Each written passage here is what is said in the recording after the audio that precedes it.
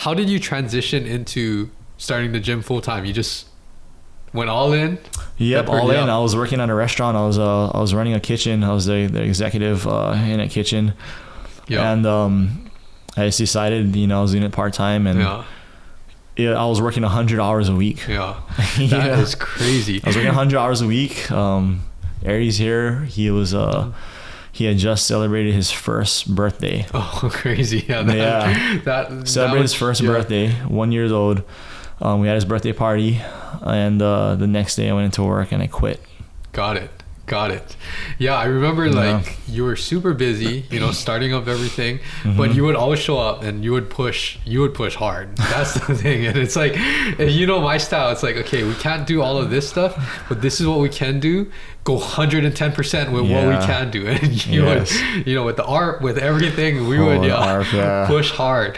But I think a lot of that, just postural things, neck things, I think, I won't go too much into it because I can go down a rabbit hole, but what most people don't realize is how much your head and neck position affects shoulder function. And that's one of the big things. So just having that history right in your neck, that further took a toll on your shoulder even before the snowboarding stuff, right? Way before. So all of that is, sometimes people think, well, it's my neck, and it's like, well, it really works together, like everything has to kind of do its job, right? If one place is just slacking, then other places are going to really take a toll for it. So that was something that I remembered. I mean, you would push, and I was really surprised with, how well your shoulder was doing. And then my big concern too was like, can you take impact? Can you hold a pad and be okay, right? Building up that strength and conditioning.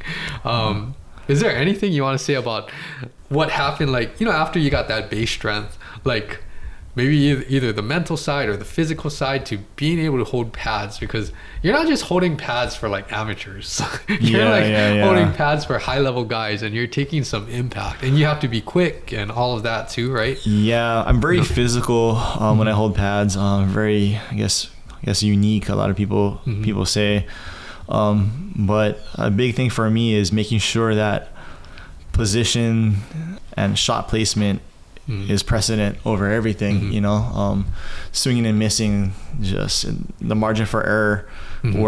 My background, where I come from, is just the consequences are huge. You know what I mean? So I absorb a lot in precarious positions, in positions where it's not the best to take them, whether it be to my body, or I'm getting my ribs kind of pushed back in from the chiropractor all the time. Whenever I'm in fight camp, always getting my ribs pushed back in. And also too with my shoulders, because of positioning and angle sometimes, I don't have my elbow close to my body, and so I might be out here because of position, might be out here. And, I'll just do my best to make sure, even though physically I know I'm really sacrificing, to make sure that they know where they need to be when they commit the strike. And it's important for me that they're activated and actually hit the strike, because it's not good enough to kind of be over here and take it for granted that when you get to this position, you're going to be to fire unless you're rooted, activated, that's huge for me. So sometimes too, I can't even hold the pad.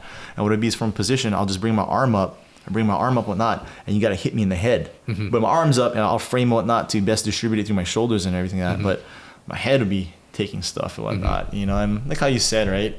Shoulders and neck and shoulders and whatnot. From all the years of training and whatnot, and fighting, my shoulders are naturally rounded, and that makes my neck like this. I pull my shoulders back, all of a sudden my neck is like, oh man, this feels better, and whatnot, So I think that's something now that I consistently work on and battle, where I know my body really well, where I fall a little behind if I'm a little more busy than normal, and have a little less time for those the lengthy warm-ups or stretches afterwards and whatnot.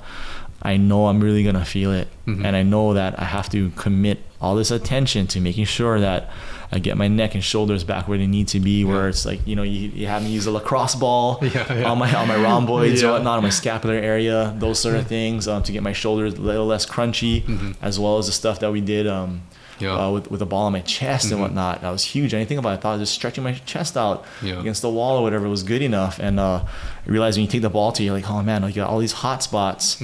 As you work on the lat and whatnot, like, oh my gosh, oh man, it feels better now. I feel like I can perform now. Yes. You know, so it's huge, especially too now that I'm getting older.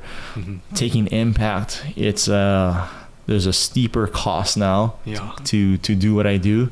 So staying strong and staying mobile is everything for me now. Yes. No, that's so true. I think all of us, we learn that, you know, as we get older, there's certain things that we got to do to just make sure we take care of our body and that we can perform, right? And for you, it is still very intense, I think, what you do, you know, the precision and all the things that you have to focus on so that you can coach and actually prepare your athletes for what they need to do. That's huge.